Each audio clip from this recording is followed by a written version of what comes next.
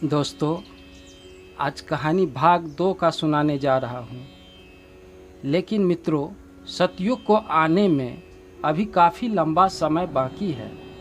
तो क्यों न हम सभी कलयुग में अपने धर्म और कर्म के अनुसार सतयुग की तरह ही जीने का अभ्यास करें।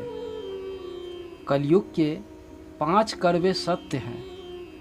मित्रों, जैसा कि हम जानते हैं, अभी यह कालखंड का चौथा युग यानी कि कलयुग चल रहा है, जिन्हें हिंदू धर्म शास्त्रों में सबसे श्रमपित युग माना गया है। दोस्तों, हम आपको कलयुग के 5 ऐसे रहस्य बताएंगे जिनमें आज का मनुष्य बहुत कुछ सीख सकता है। बात उस समय की है जब पांडव को वनवास हो गया था। वनवास जाने से पहले पांडव ने भगवान कृष्ण से पूछा था, श्री कृष्ण, अभी यह द्वापर का अंतकाल चल रहा है, आप हमें बताएं आने वाले कलयुग की चाल गति कैसी होगी।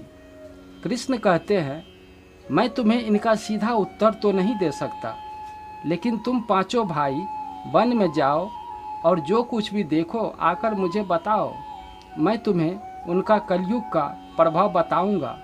उसके बाद 5 भाई वन में चले जाते हैं।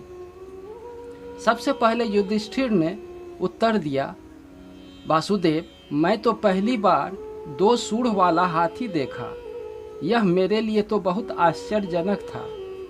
इसके बाद श्री कृष्ण कहते हैं कि कलयुग में ऐसे लोग का ही राज होगा जो दोनों ओर से शोषण करेंगे, बोलेंगे कुछ और, करेंगे कुछ और, मन में कुछ और होगा और कर्म कुछ और ही होगा।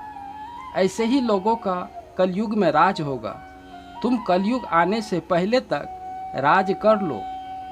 युधिष्ठिर के बाद अर्जुन ने कहा कि मैंने तो जो देखा वो सबसे ज़्यादा आश्चर्यजनक था। मैंने देखा एक पक्षी के पंखों पर वेद लिखी हुई है, लेकिन वे पक्षी मुर्दे का मांस खा रहा था। श्री कृष्ण अर्जुन को उत्तर देते हुए कहते हैं, कलयुग में ऐसा ही लोग रहेंगे जो बड़े ज्ञानी और ध्यानहीन कहलाएंगे। वह ज्ञान की चर्चा तो करेंगे, लेकिन उनका आचरण राक्षसी होगा। वह बड़े पंडित और विद्वान कहलाएंगे, किंतु वह यह देखते रहेंगे कि कौन सा मनुष्य कब मेरे लिए हमारे नाम का संपत्ति कर देगा।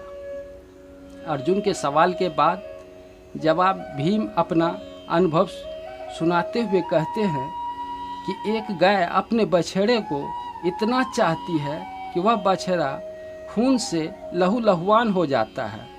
तब कृष्ण कहते हैं, कलयुग का मनुष्य शिशुपाल हो। कलयुग में माँ की अपने बच्चे के लिए ममता इतनी ज़्यादा बढ़ जाएगी, उन्हें अपने विकास का अवसर ही नहीं मिलेगा। मोह माया में घर बर्बाद हो जाएगा। भीम के बाद सहदेव ने पूछा, कृष्ण, मैंने देखा 5 से 7 बड़े कुएं के बीच एक गहरा कुआं बिल्कुल खाली था, जबकि ऐसा संभव नहीं हो सकता है। फिर श्री कृष्ण ने उत्तर देते हुए बोला कि कलयुग में लोग लड़के लड़की के विवाह में, मकान के उत्सव में, छोटे बड़े उत्सव में लाखों रुपये खर्च कर देते हैं, परंतु पड़ोस में यदि कोई भूखा प्यासा मर रहा हो तो यह नहीं देखते हैं कि उनका पेट भरा है या नहीं। उनका अपना ही सदा भूख से मर जाएगा और वह देखते रह जाएंगे। कहने का तात्पर्य यह है कि कलयुग में अन्न भंडार तो होगा, परंतु लोग भूखे मर जाएंगे। सहदेव के बाद नकुल ने श्री कृष्ण से कहा कि श्री कृष्ण, मैंने देखा एक बड़ी सी चट्टान पहाड़ से गिरती है और बड़े से बड़े वृक्ष भी उसे रोक नहीं पाता, परंतु एक छोटे से पौधे से टकराकर वह रुक जाता है। आखिर ऐसे कैसे हुआ?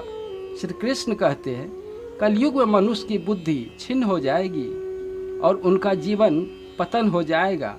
उस पतन को धन और बड़ी से बड़ी 17 रूपी वृक्ष भी रोकने में सक्षम नहीं होंगे, किंतु हरि का नाम का छोटा सा शब्द बोलने से मनुष्य का पतन रुक जाएगा।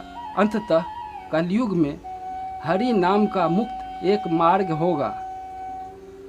कहानी पसंद आई हो तो एक लाइक सब्सक्राइब ज़रूर कर दे। धन्यवाद।